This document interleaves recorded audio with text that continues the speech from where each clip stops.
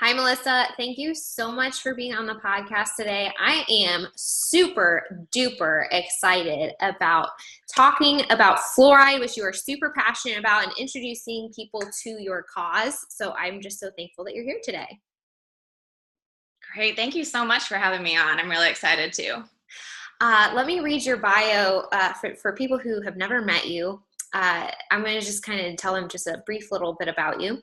Melissa Gallico is the author of The Hidden Cause of Acne, How Toxic Water is Affecting Your Health and What You Can Do About It. And F is for Fluoride, a feasible fairy tale for free thinkers 15 and up.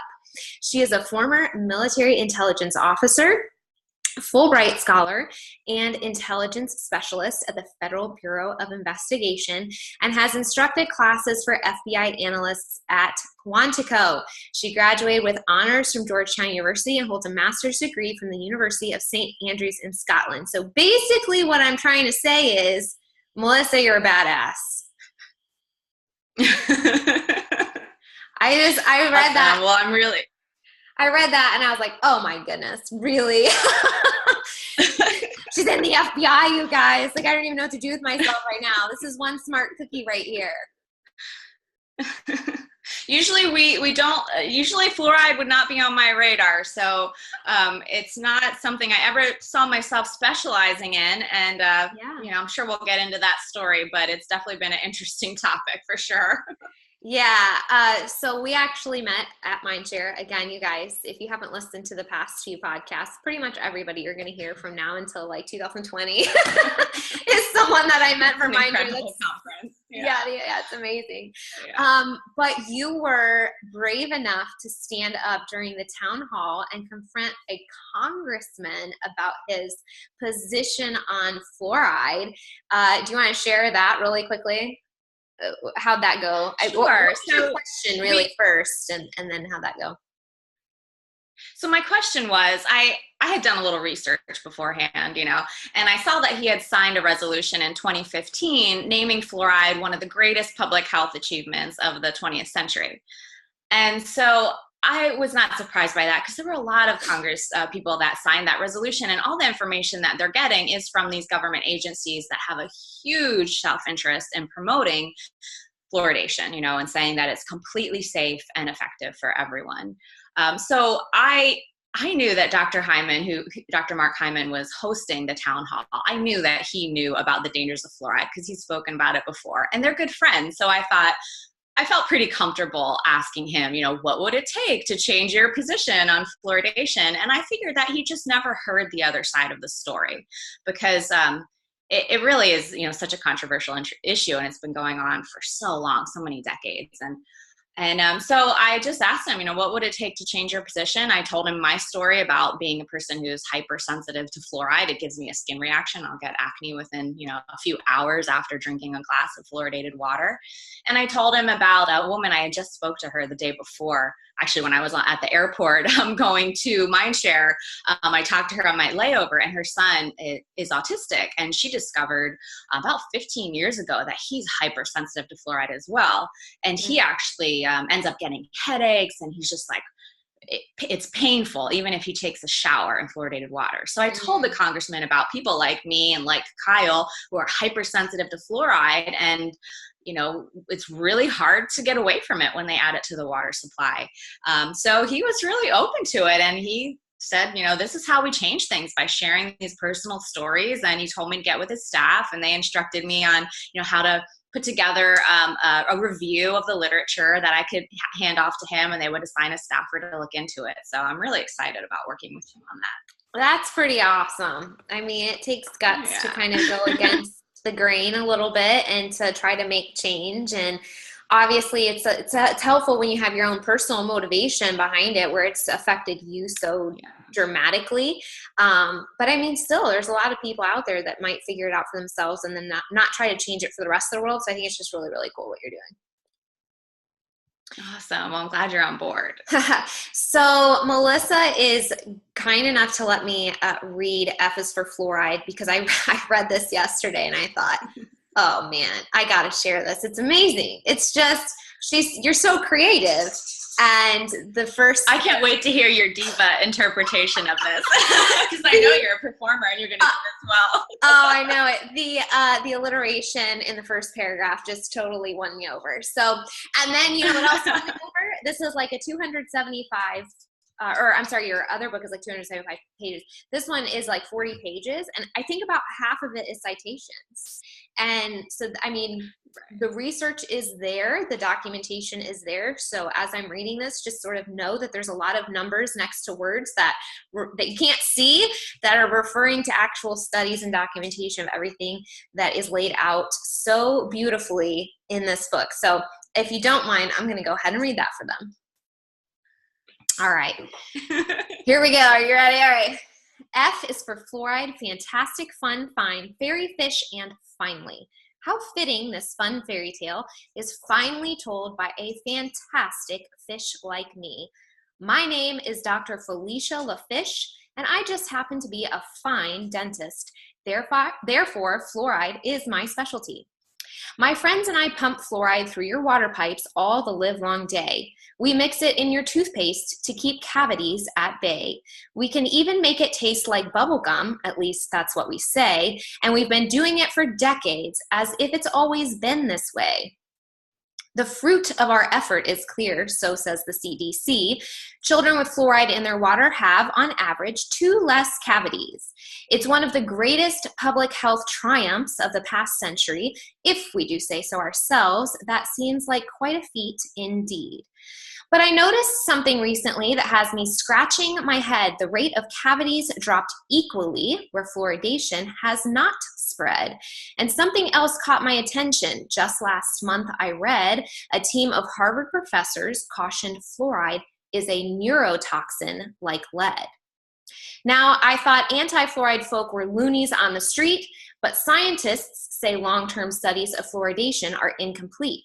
Sweden's Nobel-winning neuropharmacologist called fluoride obsolete. Even leading dentists who once endorsed it admit there was deceit. Just ask Dr. Hardy Lineback in Canada, who now sends tweet after tweet trying to warn you of fluoride's health effects. It really is quite sweet. Here is where our once upon a time comes into play. If fluoride's not the prince we think it is, why do we drink it to this day? We don't add other drugs to the water supply or push them in this way. There's a reason fluoride's special, and the price is ours to pay.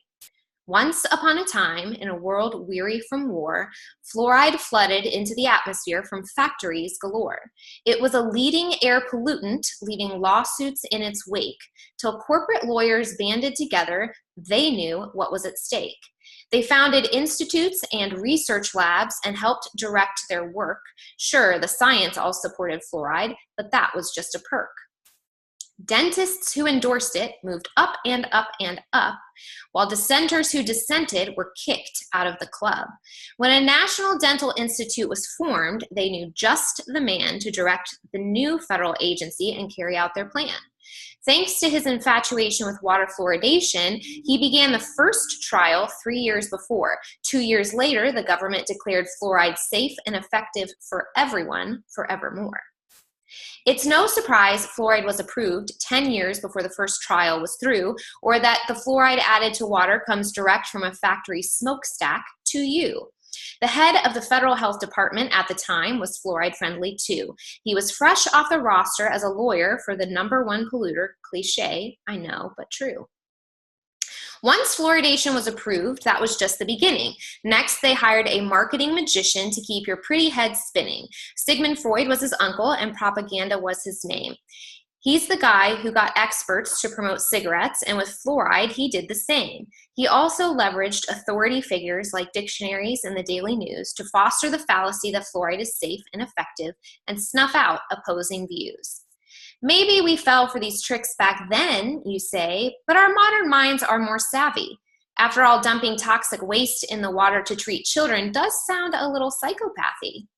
Surely our current experts would have exposed such a scheme so long in the making, except dentistry is dictated by sugar execs now, who don't really care about teeth. They're just faking. Dentists will tell you fluoride is natural in some water sources, and this fact I affirm is true. But just because something is found naturally in nature does not mean it is good for you. Fresh water is typically very low in fluoride, much lower than what dentists suggest, and countless studies reveal a dark side to fluoridation, but their findings have been suppressed. It's long been known fluoride accumulates in bone, causing symptoms of arthritis. It also depresses the thyroid, like Hashimoto's thyroiditis. It calcifies heavily in the pineal gland, a brain organ that regulates sleep. Even dentists admit it discolors tooth enamel. Lucky for them, to fix it isn't cheap. But the scariest part of fluoride's health effects is what doctors don't yet know. Studies of pregnancy in the elderly should have been done decades ago. It took an FBI intelligent analyst to point out fluoride causes acne. That book should have been written, critics claim, by a medical doctor or at least a PhD. Exactly. Experts who question fluoride are ostracized, or worse. To tackle the dental darling is to afflict your career with a fated curse. William Marcus was fired from the EPA when a study linked fluoride with cancer. He was reinstated under the Whistleblower Protection Act, but his concerns went unanswered. Toxicologist Phyllis Mulinex lost her funding and soon after her job when her research showed fluoride affects the function of the brain. It practically prompted a mob. You might be thinking, but Felicia, isn't fluoride a nutrient found in food? Most dentists don't know this, but the main source of fluoride in our food supply is quite crude. You see, fluoride is a pesticide and no one monitors its use. They figure we dump it in the water supply. What harm could a little more do?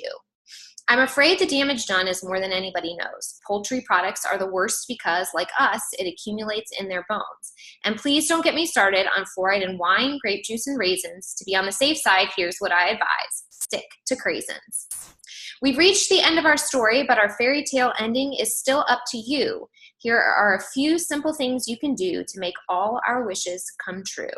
To do: 1, call your local politicians and tell them you want fluoride out. 2, then sign my petition demanding Congress end it now. 3, pass this book along so before long everyone will know fluoridation is a fraud. It's time to let it go.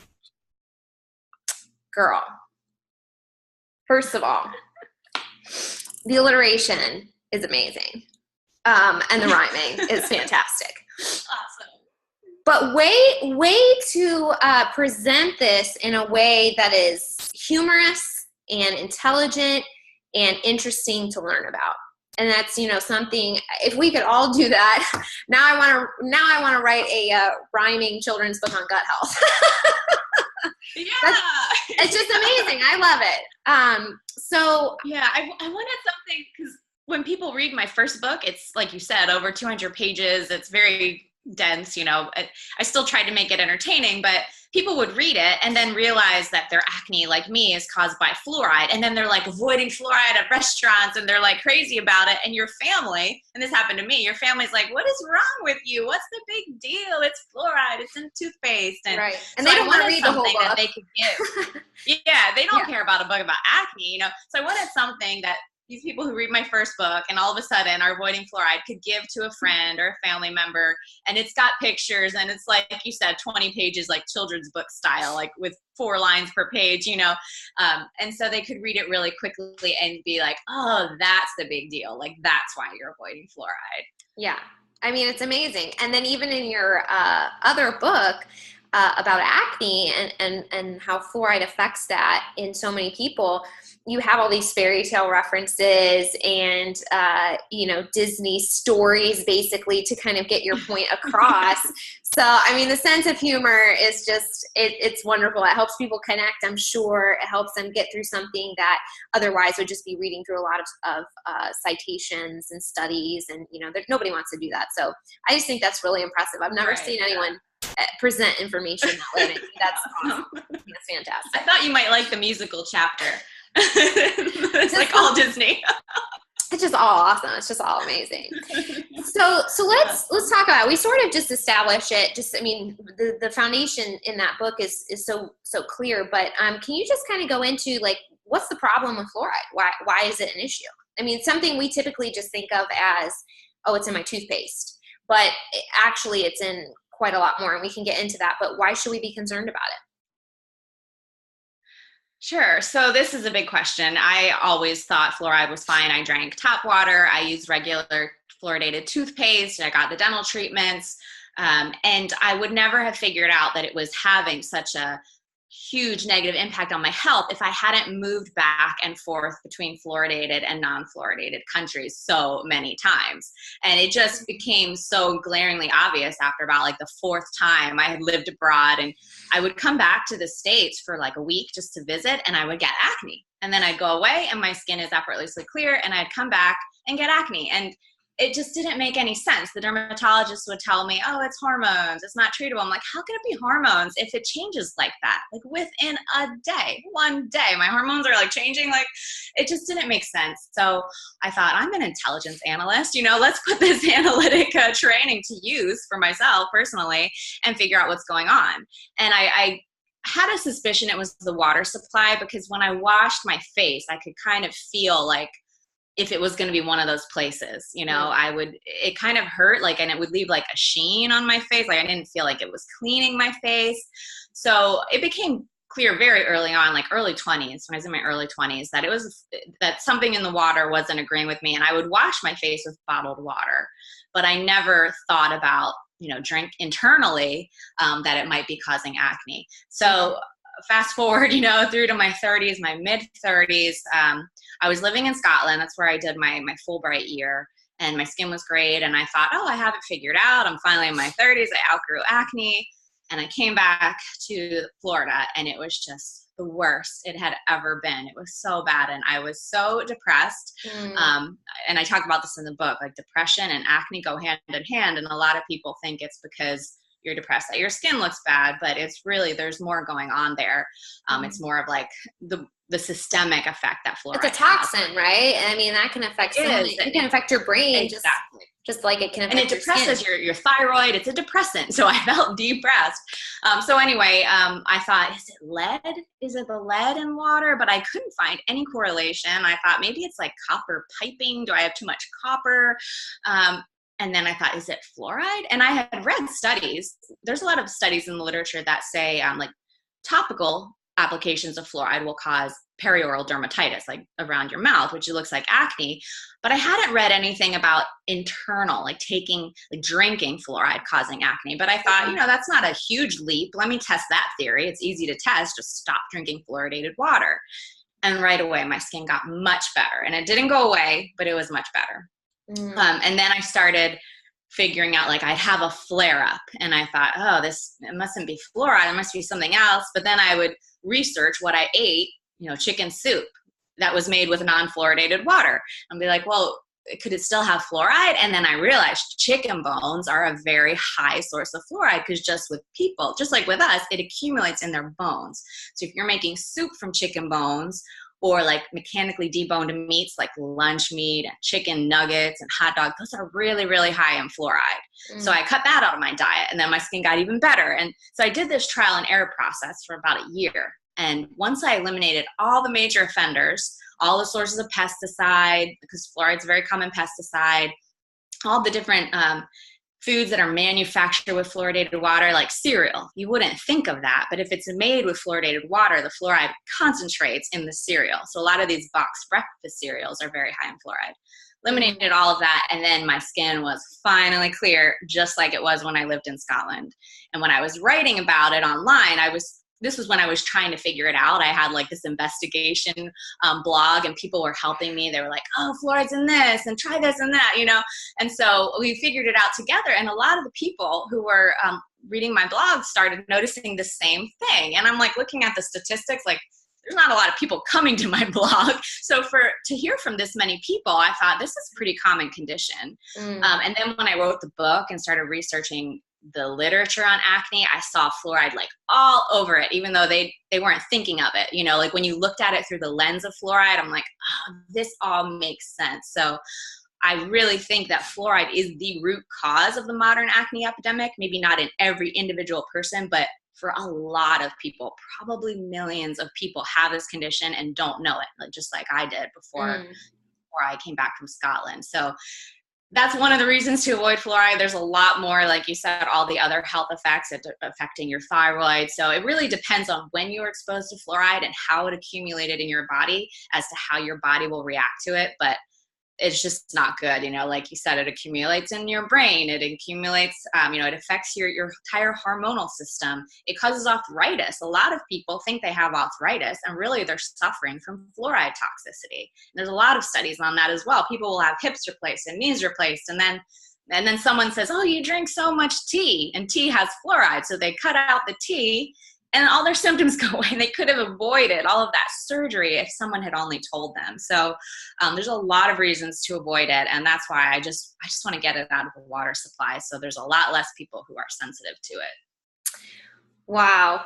So let's talk about the water then. So this is something like chlorine that's put in city water, right? So if you were going to get your water from the tap, you'd be the most exposed to it, most likely to be exposed to it. What about, fridge filters and bottled water and things like that? What is and is not safe in terms of, how do you figure out like how much fluoride your water has in it?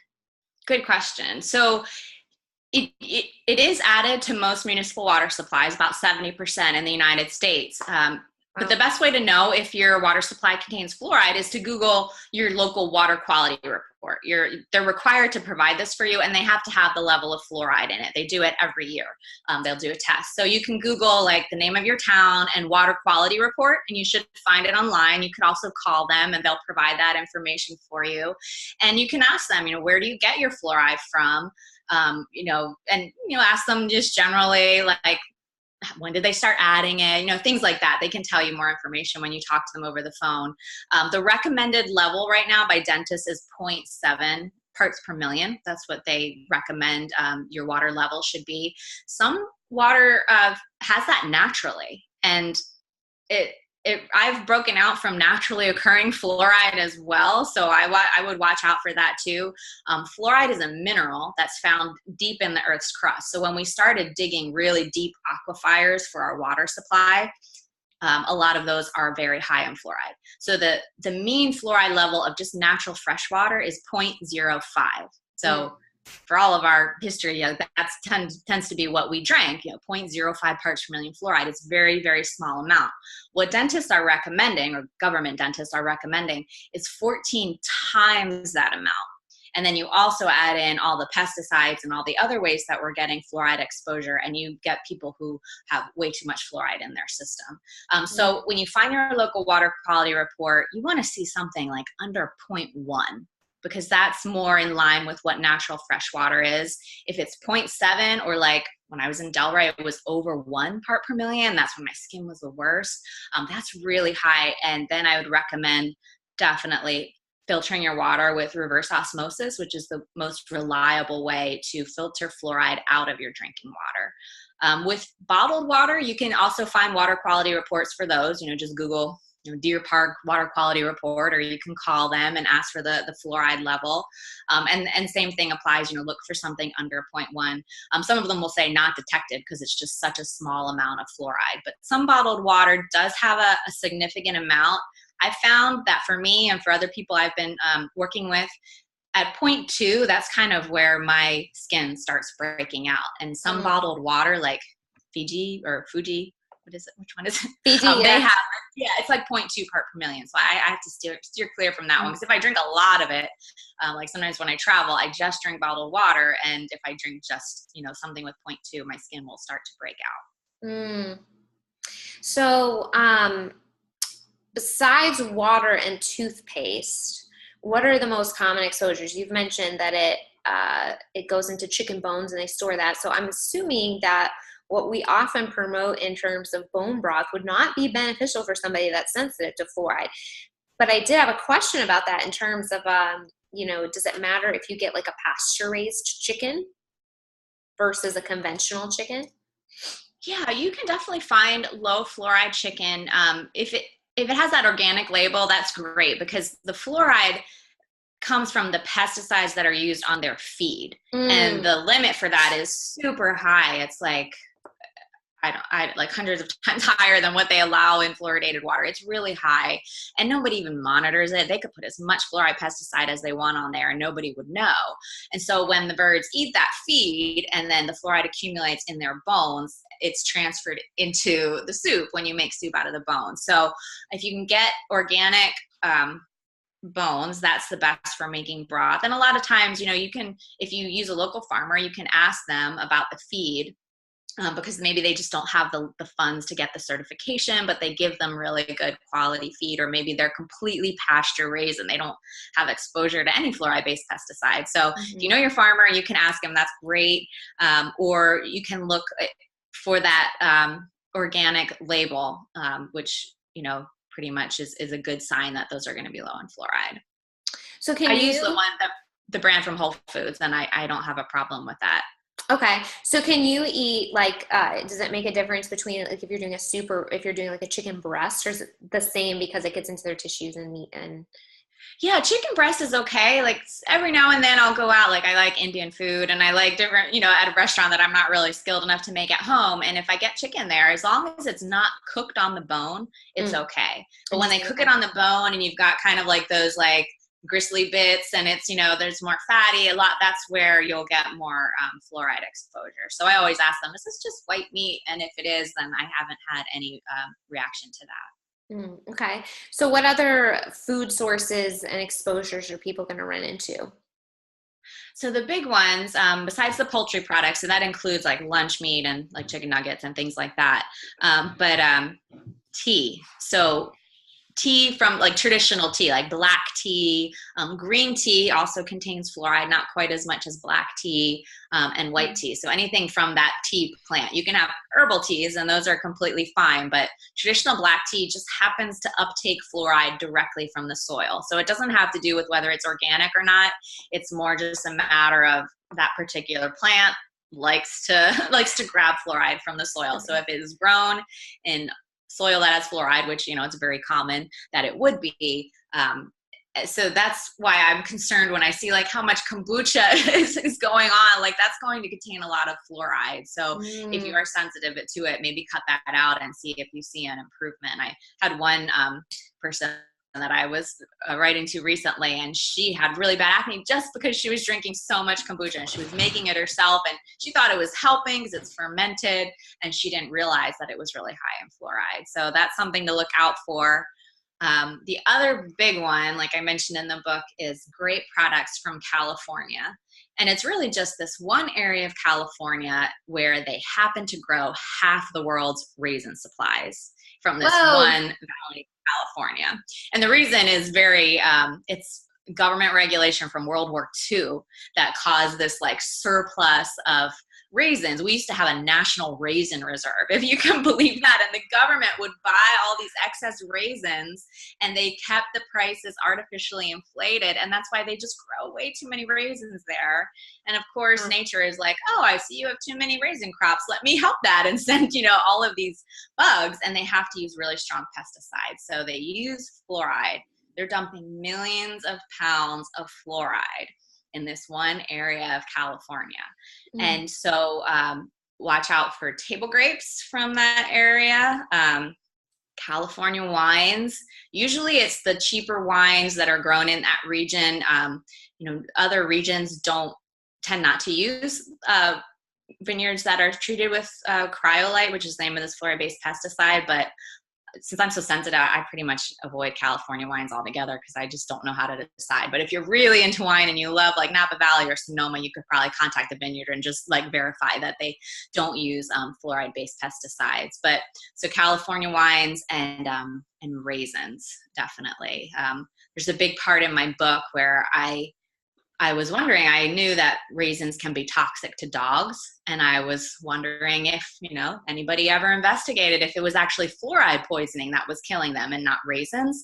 And I ended up writing like a 7,000 word essay, like showing all the evidence that I found that these dogs are being poisoned by fluoride and that veterinarians need to test for that the next time they have, a dog die from raisin toxicosis. And Dr. Mercola picked it up for his website. You can see an interview with me from a few years ago with Dr. Becker, who's his veterinarian. And she's saying, like, yes, we need to study this because I really think that's what's been killing dogs all this time. And when the ASPCA looked into it, they were like, well, can't be pesticides because, it's happening all over the world and the FDA tests for pesticides, but the FDA does not test for fluoride because they think, oh, it's a nutrient. Like, there's so many other pesticides we should test for. They don't have the resources to test for everything. So they don't test for fluoride. And they didn't realize that all the raisins, like in these countries where dogs were dying from raisin toxicosis, like South Korea, all over, they're getting their raisins from California.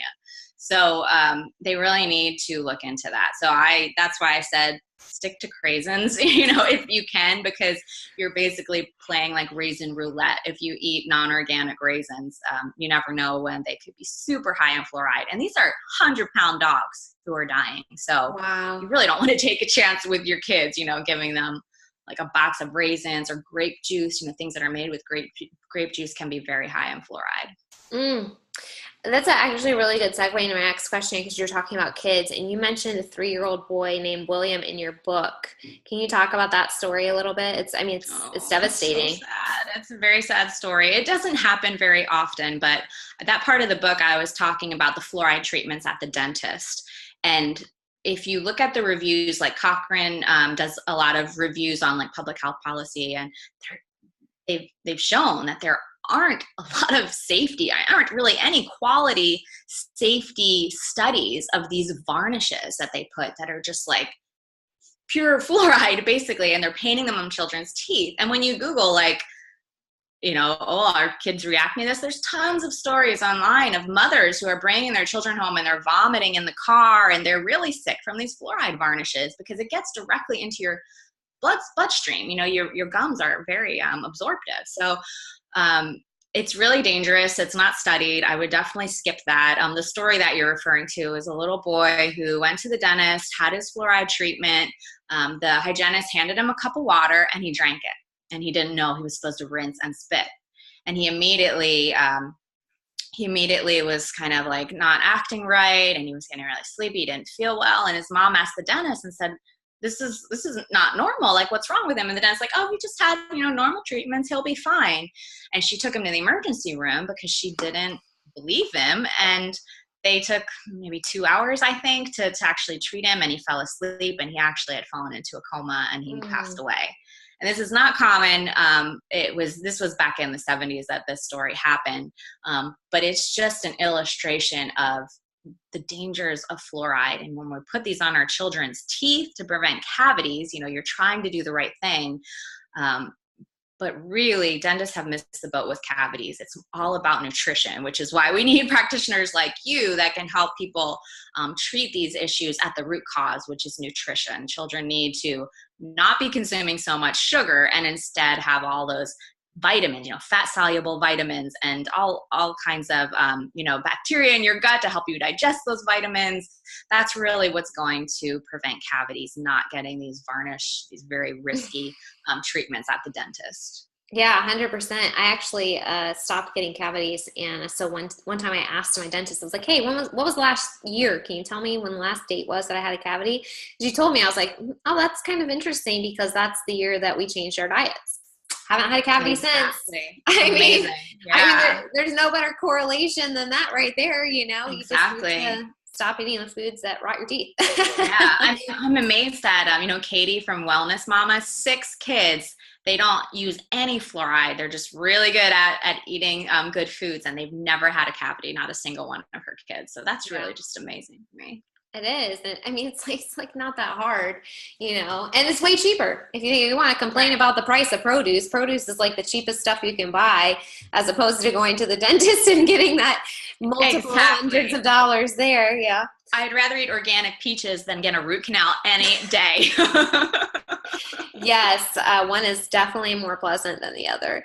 Yeah. So, I had a question come up when I was thinking about this yesterday. Do you know of any like genetic predisposition to the sensitivity? Because I know like we talk a lot on this podcast about toxic load. So typically, you know, it's like a bucket. You have all these little exposures to different things. And if that bucket gets too full, the tiniest little thing can really push you overboard. But then there's also things that make you more susceptible to react to things, regardless of how small they are. And genetics can play a part in that environment, obviously, your health in other areas. But have you been able to make any connection in terms of like a genetic predisposition that one person would be highly sensitive? Maybe it's not good for another person, but they wouldn't react as strongly? I haven't seen anything genetically, and that's not my area. So I'm not saying it doesn't exist. I just haven't seen that, haven't found any leads to even get me looking in that direction. But what I have seen is exposure as a child. So when I was 5 or 6, you know, when my teeth were forming, we were on well water. And well water can be high in fluoride. You really need to have it tested to see if it is or not. But I don't know if we ever had ours tested, but the dentist just assumed it was low in fluoride, and he told my parents to give me a fluoride pill. So I think that's where my sensitivity comes from. Whoa. Like an actual, like outside of the dentist's office? Yeah. He gave my parents a daily supplement to give to me. I remember taking them. They looked like candy, and I was always really excited. Oh, I want a pink one. I want a blue one. But they were fluoride pills, and they still do that today. If your water isn't fluoridated, a lot of times they will prescribe a pill or a supplement, you know, that a multi that contains fluoride.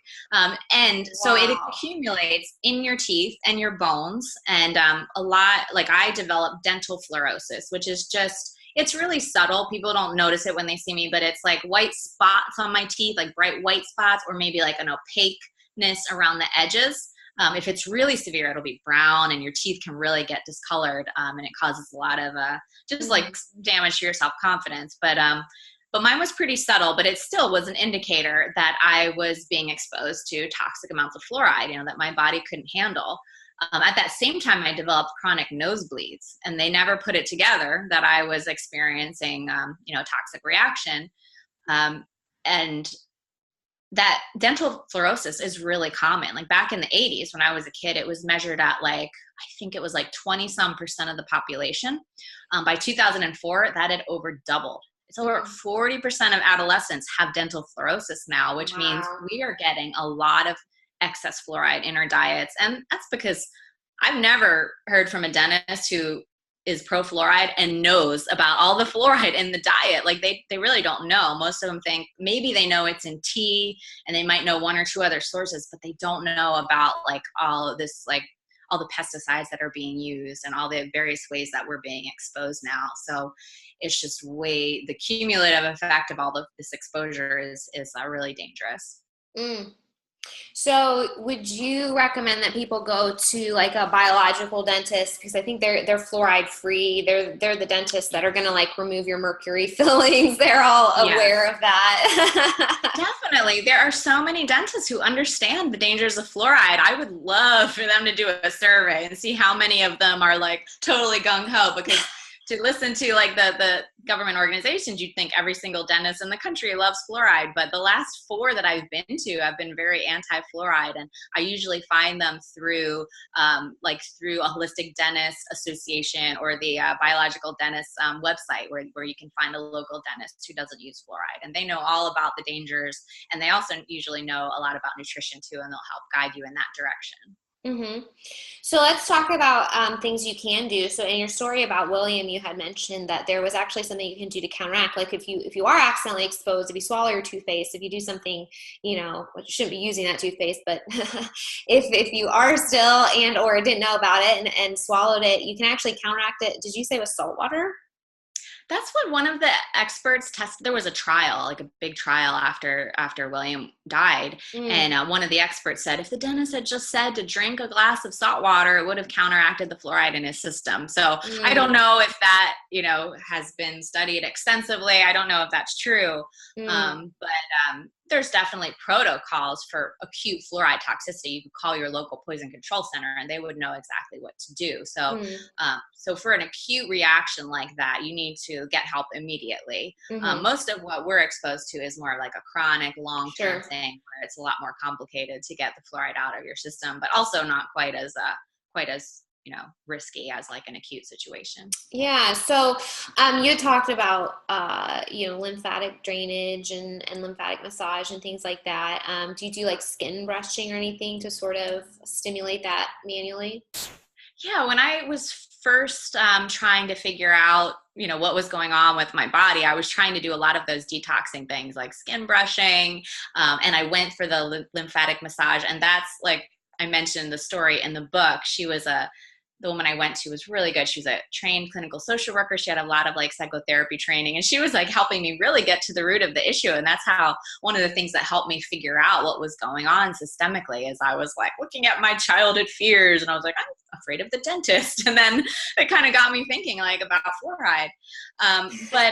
Yeah, those things will help definitely. And it was just like a surface level thing until I figured out how to get rid of the fluoride, because that was the root cause issue. So I can't say that dry brushing like cleared my skin. It definitely helped. I'm a big proponent of like going in the sauna. That's like something that's really good for your skin, all of that sweating, and it really jumpstarts your lymphatic system, which I think is a big player in getting the fluoride out. Mm-hmm. But I can't say that was, that will cure you if you're Sure. still consuming fluoride. So basically, people at home, they need to start being aware of where fluoride is and start eliminating it systematically, sort of being aware, eliminating it, getting out of your daily exposure. So check your water. And then from there, they can start kind of working on some detoxification if they think it's sort of built up in their body. But most of the time, if you stop exposed, your body's going to sort of have the time and the breathing room to do it on its own. But maybe there's some things like the sauna that you can sort of help it with. So do you have like a website where you have like lists of things that people can look for, like, where to check your water, what foods fluoride is in, what levels they should be aware of, things like that? Yeah, I have a resource page at my website. It's hiddencauseofacne.com/resources.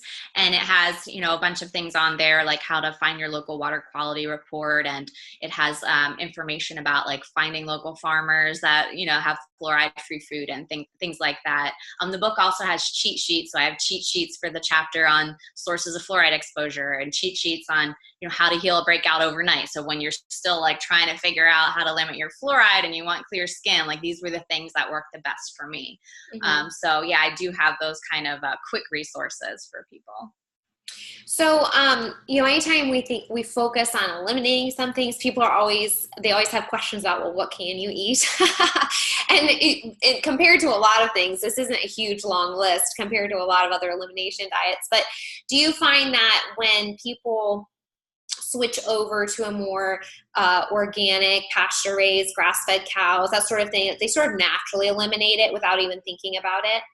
Yes, I have found that. And I've seen a lot of times, like you'll see a page like, here's how I healed my acne. And it'll be this long list of things that they did. And then I'll see on there like, oh, they got a water filter and they went organic. There you go. Yeah. Like they might not even know exactly what it was that cleared their acne. They just know like, oh, I took probiotics and I did all of this stuff. But I look like kind of between the lines and I see like the fluoride that they got rid of it. And I'm like, yep, they did. Like in the book, I talk about Cameron Diaz, because she, in her book, says like she used to have really bad acne, and she also noticed that she was sensitive to water, and she'd wash her face with bottled water. Then she got really healthy. She stopped eating fast food and her skin cleared up. And I'm thinking, a lot of people when they get healthy get a water filter and start eating more organic foods, and that should do it. It's really not bad with like going fluoride free, because like, for example, like don't drink cheap California wine, drink really quality wine. Like it tastes better. Oh, bummer. For you, So it's like, you don't really have to give anything up. You just have to figure out how to choose a fluoride free option. Mm-hmm. Like beer, for example, if beer is brewed with fluoridated water, it's going to contain fluoride. So you just have to find beer that's brewed without fluoridated water. And I found that anything from like continental Europe is good, because they don't fluoridate their water supply for the most part. So like all these Belgian beers made by monks who are like just brilliant at making beer, like those are low in fluoride. So like have a St. Bernardus instead of a Bud Light and you're good, So it's not really that hard to switch from one to the other. So what about, like you mentioned probiotics and things like that. How important do you think it is to sort of assist your microbiome? And is there a level at which sort of like we talked about earlier, like toxic load. Is there a level that you can get to where you're maintaining, you've balanced your microbiome, maybe you take a probiotic for assistance, and then if you do get exposed, if you wash your face, you go travel somewhere or whatever, you're less likely to have such a strong response to it? Have you found any sort of correlation there? It's hard for me to gauge that, like to gauge how my body would have reacted if I hadn't done those extra things, Sure. for my health. So I can't give you an exact answer. I do think that just, for your overall health, of course, it helps to attack the issue from all these different angles. Yeah. I had developed a theory that I'm still working on about iodine. Like iodine will displace fluoride from your body. You can measure it in different tests. So I talk about in the last chapter of the book, my adventures in iodine and how I've been increasing my iodine in my diet, and under the theory that eventually, I'd get rid of enough fluoride that I would be acne proof and I wouldn't react to fluoride anymore. But that hasn't happened yet. So, because I will still react if I'm exposed to fluoride. So, Sure. I don't know. I don't know if it's possible. I think we just need more people to start testing it out and, seeing how different people respond. Well, and then that kind of takes you down the rabbit trail of, is acne actually, related to autoimmunity? Because, is it sort of that sort of reaction immunologically, where once your body knows how to do it, it's a learned process, and you can manage it, you can reverse it, but you can't cure it. So if you're exposed to the same thing that triggers it, it just is what it is. Right. So there's always that possibility too. There's just not enough. We don't know about it. And like you're saying, there's not enough people to research it and put the time into it. But that's so interesting, and I'm so glad that you took on this charge. It's a big deal. I mean, how many of us are exposed to it on a daily basis? Or how many times do we go to the dentist a year and not even think about it? I mean, that's amazing. Like thyroid issues alone, I think there's estimated 60 million people in the United States have thyroid issues. And that's one of the major side effects of fluoride. And we're putting it in our water. And it just makes sense that if we stopped it, there would be less people with thyroid issues. And it's something you would never know unless you went somewhere and lived there for a while, like a year or something, in a place where you weren't exposed to fluoride. So it's just affecting so many people. And I really appreciate that you're getting the word out to more people, because it's not a hard change. Like, we could save money by stopping fluoridation. Our local water authorities would save money. And it's shown that it doesn't, like dentists say, well, we're saving money because there's less cavities, but it really has a very questionable effect on cavities. Here we go. We can all switch our diets to be eating more produce, so fruits and vegetables, which are the least expensive things in the grocery store. And then we can save money on our dentist visits because we're not getting cavities. And then we can save money by not fluoridating our water. So there you go. It's actually way less expensive. And everybody wins, except dentists, but they'll adapt, they'll get over it. I'm sure there'll still be plenty of work for them. With people that eat sugar or need braces or, Yeah, exactly. That's not going to go away in one generation. That's for sure. Right. So share your website again. Where can people buy your book? Where can they sign the petition? What can people do in their local community? Okay, so the book is available pretty much at all the major retailers. You can find it on Amazon. It's called The Hidden Cause of Acne by Melissa Gallico. And then, of course, there's F is for Fluoride, which I do have paper copies, if you wanted to pass it along to a friend who, I have it on YouTube as well. So it's, if you go to petition.projectfree.me. That's my petition, and it redirects you to change.org, where I have the full petition. But at the top of that is the video version of F is for Fluoride, and it's Dr. Felicia LaFish, giving her lecture about water fluoridation and the history of it. So that's if you could sign the petition and share it with your friends, that would be amazing. And then my main website is projectfree.me, and that just you could sign up for my newsletter. And if you want to join this effort to end fluoridation with me, I'm sure it's going to be an adventure, and we're just getting started here. That's awesome. Well, I'll make sure to have all those links in the show notes too. But I'm so excited to learn more about this, and I'm so glad that you made it so entertaining and enjoyable and accessible that we can learn. So thank you for all the research you're doing, and thank you for coming on the podcast and sharing it with us. Thanks for talking about it with me. I always love talking about fluoride, so I'm excited when somebody's into it. That's awesome.